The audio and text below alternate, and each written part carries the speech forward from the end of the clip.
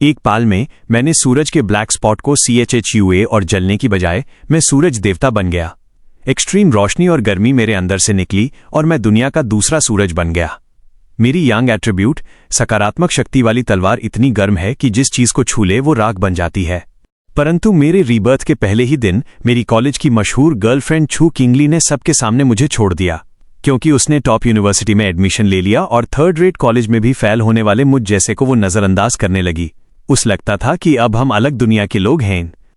छू किंगली ने बड़े एटीट्यूड के साथ मुझे भाषण दिया ताकि मैं हकीकत समझ जाऊं और उसका पीछा छोड़ दूं। सब लोग उस पर हंस रहे थे और मैं बिना किसी परवाह के अलग होने के लिए हां कह दिया। मेरा ये तुरंत फैसला उस शॉक कर गया।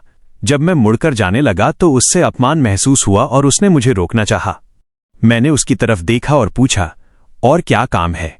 उसने सख्ती से कहा कि चाहे मैं कुछ भी करूं वो वापस नहीं आएगी।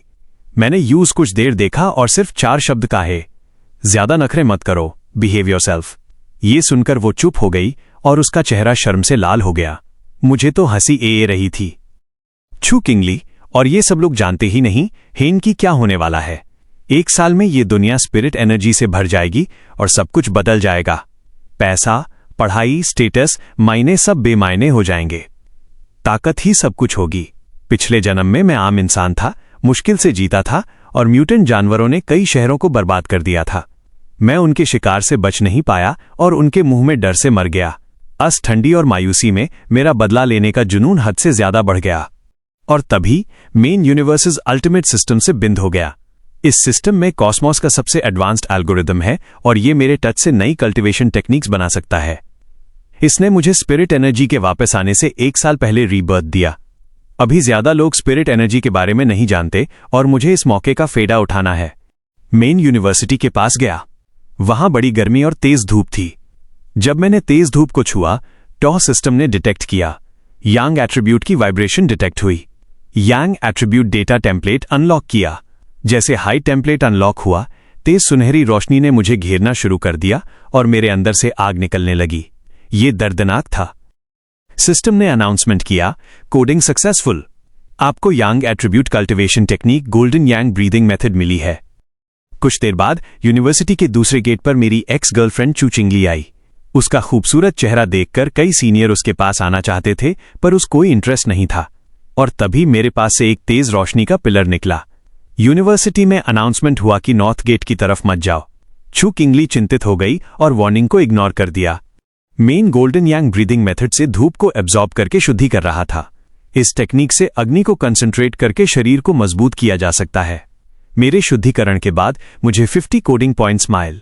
मैंने अपने कोडिंग पॉइंट्स का इस्तेमाल करने का सोचा और जब मैंने पास रखे मग को देखा तो सिस्टम ने प्रॉम्प्ट किया, क्या आप कोडिंग पॉइंट्स खर्च करके यांग एट्रीब्यूट को इस ऑब्जेक्ट में डालना चाहेंगे? हाँ, नहीं। मैंने सोचा इसका मतलब है कि मैं आम चीजों को भी सुपरनैचुरल बना सकता हूं। अगर मैं हां करता तो मग में यांग एट्रीब्यूट की शक्ति ए जाती।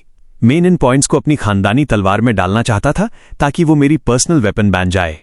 रात को जब मैं सो रहा था तो मुझे तेज आवाज से जगाया गया। मैंने बाहर देखा और एक अंधेरा म्यूटेंट मेरे ऊपर आक्रमण करने ए रहा था। गोस्ट फॉर्ज रेल में होने के कारण मेरी सुनने की शक्ति बहुत तेज हो चुकी थी। मैंने जल्दी से गोल्डन यांग की शक्ति से उस पकड़कर बाहर फेंक दिया। मैंने एक पंच यूएस म्यूटेंट को मारा जिसकी रोशनी सूरज जैसी थी। वो 1 सेकंड भी टिक न सका और उसके शरीर में छेद हो गया। उसने मेरी यांग एट्रीब्यूट शक्ति को निगलना चाहा, पर मैं उसके लिए बहुत ज्यादा था और वो धमाके से फट गया। उसके टुकड़े जमीन पर गिर गए और मैंने ठंडे ढंग से उसकी आंख पर पांव रख दिया। वो म्यूटेंट डार्क एट्रीब्यूट का था और फिर भी उसने यांग एट्रीब्यूट को खाना चाहा। ये पागलपन था। अगर मैं आम इंसान होता तो इस रात मैं और इस बिल्डिंग के सारे लोग यूएस म्यूटेंट का शिकार बन जाते।